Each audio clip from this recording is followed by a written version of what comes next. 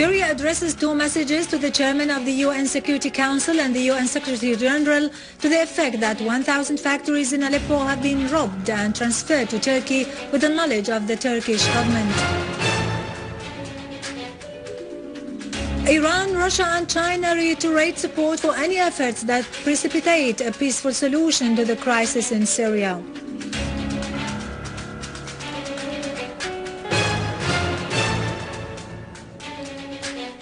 Heavy blizzards block some roads in most Syrian governorates.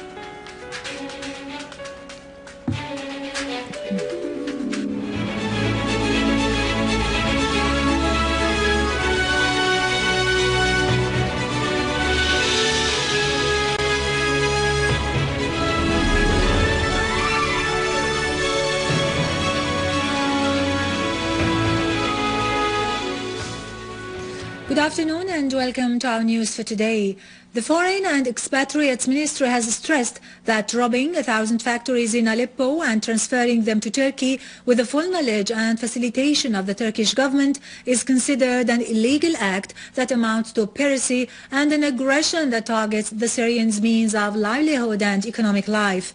This was included in the ministry's two identical letters addressed today to the chairman of the UN Security Council and the UN Secretary General. The ministry affirmed that such act proves the greed and role of sabotage Turkey plays in the Syrian crisis and its bad intentions towards the Syrian people. It is also an evidence to Turkey's false allegations of keenness on the Syrians and the basic requirements of their lives. The ministry branded such practices as immoral and a flagrant violation of the principles of good neighborliness and non-interference in states' internal affairs. Such practices, the ministry affirmed, are a direct contribution to a cross-border crime and acts of piracy which demands an international reaction proportionate with the bulk of damage it has inflicted on the Syrian people and their economic and commercial resources. Such practices, the letters added, require from the Security Council to shoulder its responsibilities and undertakings in terms of confronting terrorism and safeguarding international peace and security. The ministry called on the UN Security Council and the UN Secretary General to openly condemn such terrorist acts and take whatever necessary measures to bring to account their preparation and those who stand behind them. The ministry also called for legal measures to be taken against the Turkish government to compel it to return those stolen properties to their owners and pay compensations for those who have been harmed by such acts in accordance with the rulings of international law, to compel them to immediately stop repeating such practices now and in the future.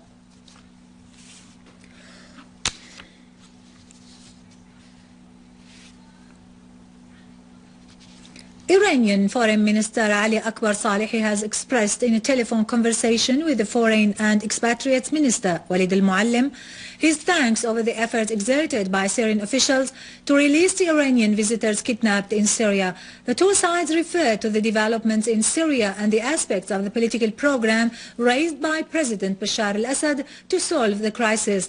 On his part, al-Muallim expressed satisfaction over the results of the efforts exerted to release the Iranian visitors, considering the steps taken in this respect as being part of the brotherly relations between the two countries. On the other hand, Iranian Foreign Minister Ali Akbar Salehi has said reaching a solution to the crisis in Syria is a priority in the region. He added that all concerned parties may reach a solution to the crisis as soon as possible and in a way that prevents foreign intervention. In a statement published by the Middle East news agency, Salehi pointed out that the purpose of his current visit to Egypt is to discuss bilateral relations and major regional issues, particularly the situation in Syria. He affirmed that the Middle East region is able to run its own affairs and needs no foreign intervention. Salehi pointed out that the West doesn't wish this region any good, as previous historical events indicate.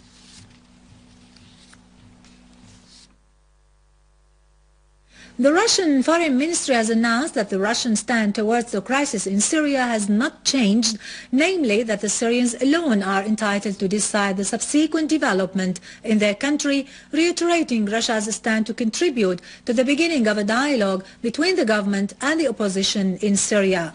The Russian Foreign Ministry's spokesman Alexander Lukashevich said, "All foreign players should double efforts in order to create the appropriate circumstances to start a national dialogue without any preconditions and in full harmony with the Geneva Accord."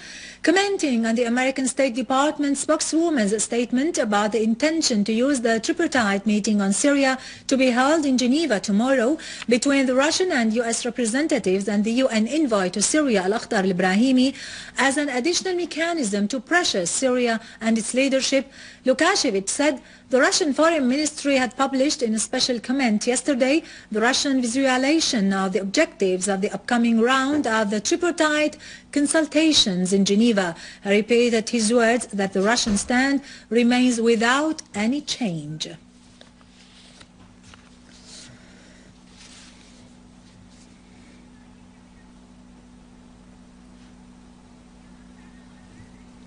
The Russian President's Special Envoy for Middle Eastern Affairs, Deputy Foreign Minister Mikhail Bogdanov, has said that sending Patriot missile systems to Turkey triggers Russia's concern. Bogdanov added that the meeting will be held in Moscow today with the Turkish Foreign Minister's First Deputy Fridon Sinirlioglu, during which all aspects of solving the crisis in Syria will be discussed.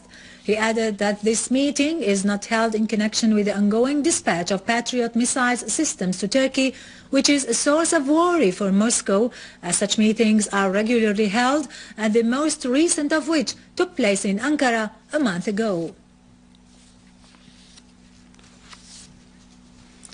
China has expressed hope that tripartite meeting due to be held in Geneva tomorrow by the Russian and American representatives and al-Akhdar al-Ibrahimi would contribute to a political solution to the crisis in Syria.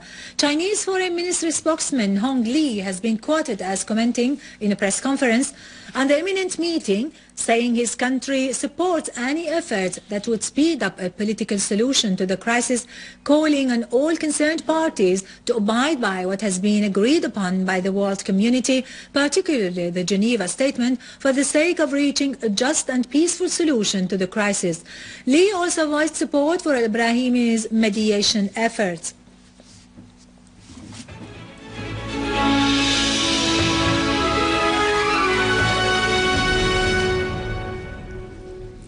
Media sources confirmed that an explosion took place in central Tel Aviv. The sources confirmed that the blast occurred near a parked bus, which led to many injuries.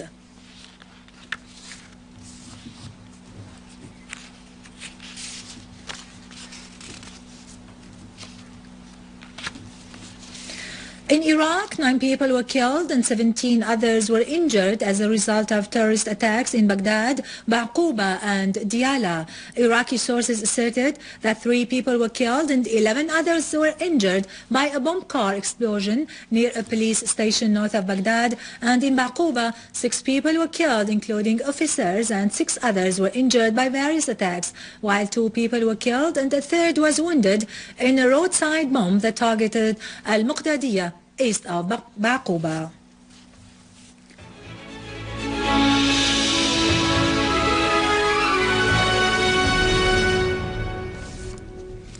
Heavy blizzards have fallen in major Syrian governorates, particularly Damascus suburbs and Quneitra governorates, where snow rose more than 1 meter high. In Hama governorate, the snow was 52 centimeters thick, in Al-Rasafa and in Al-Suwaida 50 centimeters. Some roads were blocked by the snow in the governorates of Damascus suburbs, Homs, Hama and Suwaida.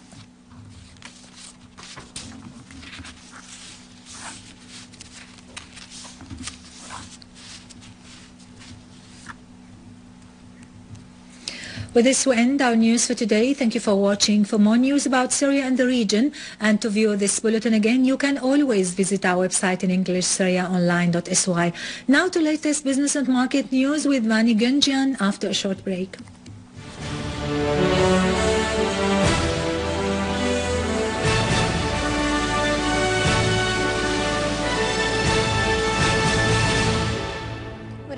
afternoon. Deputy Minister of Maritime Transportation Dr. Imad al-Din Abdel Hay announced that Latakia and Tartus ports made over 3.8 billion Syrian pounds in revenues last year and over 12,000 tons of goods were shipped. He explained that the revenues of the Latakia port alone reached 1.7 billion Syrian pounds. He added that the port's investment plan amounted to 400 million Syrian pounds, adding that 148 million pounds have so far been spent, according to priorities set by the government and the Ministry of Transportation. These funds were spent on the top important strategic projects. In related news, the Deputy Transportation Minister announced that the Tartus port made revenues of 2,135 billion Syrian pounds, adding that the investment plan amounted to 250 million pounds. 130 million pounds were so far spent. He pointed out that the movement in the two ports is good and there is a large number of ships that are docking at the Syrian ports to unload, including foodstuff, iron, wood and phosphate. The Arabian company for developing livestock Akolid confirmed that the sheep and cows breeding projects that are being carried out in Syria are of the top important projects that are being carried out in all Arab countries. The company announced that the project located in the province of Hasaka is set up over 2,300 hectares of agricultural land. The company added that the project has two main ventures. The first is vegetarian and the second is livestock, while the vegetarian contains crops of wheat, barley, lentils, as the livestock venture includes breeding and fattening sheep and cows through fattening cycles that rely on modern methods. The company also noted that the project has succeeded in vaccinating the animals and improving the breeding. Oil is up to its highest level in almost 3 months in London after China's exports gained more than forecast in December, while crude imports climbed last year in the nation, the world's second largest fuel consumer.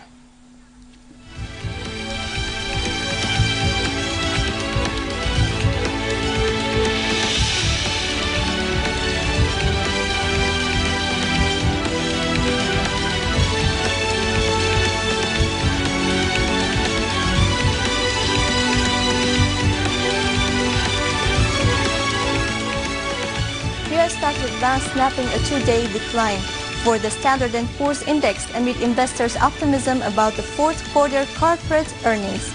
European stocks were little changed near a 22-month high.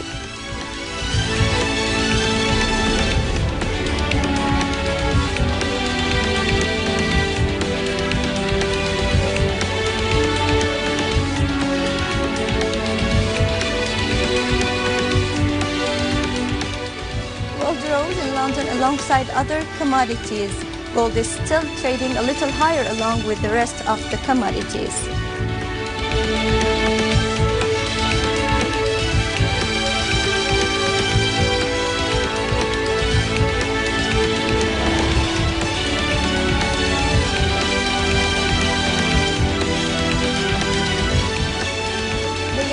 For a second day as Japan's currency is approaching a 2-year low against the dollar. The euro snapped a 2-day decline versus the dollar before the European Central Bank decides on interest rates today.